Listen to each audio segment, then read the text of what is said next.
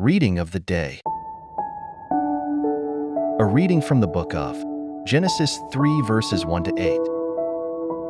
Now the serpent was the most cunning of all the animals that the Lord God had made.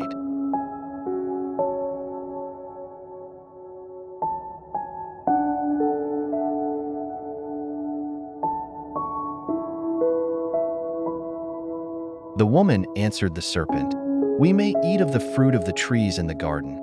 It is only about the fruit of the tree in the middle of the garden that God said, 'You shall not eat it or even touch it, lest you die.'"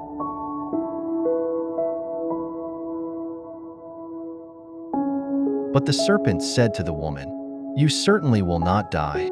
No, God knows well that the moment you eat of it, your eyes will be opened, and you will be like gods, who know what is good and what is evil."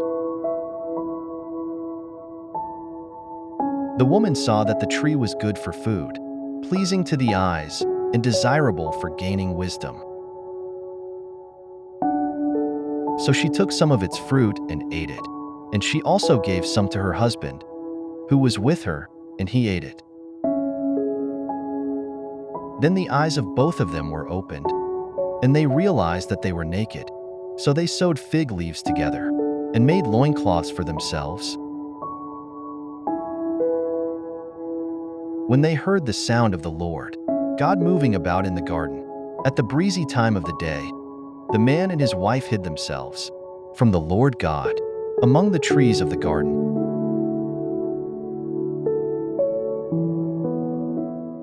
Gospel of the day. Hallelujah, hallelujah, hallelujah, hallelujah. From the Gospel according to Mark 7 verses 31 to 37. Jesus left the district of Tyre and went by way of Sidon to the Sea of Galilee, into the district of the Decapolis. And people brought to him a deaf man who had a speech impediment and begged him to lay his hand on him. He took him off by himself away from the crowd. He put his finger into the man's ears and, spitting, touched his tongue. Then he looked up to heaven and groaned and said to him, "Ephphatha," that is, "be opened."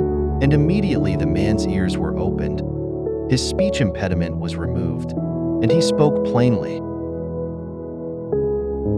He ordered them not to tell anyone, but the more he ordered them not to, the more they proclaimed it. They were exceedingly astonished, and they said, "He has done all things well. He makes the deaf hear and the mute speak."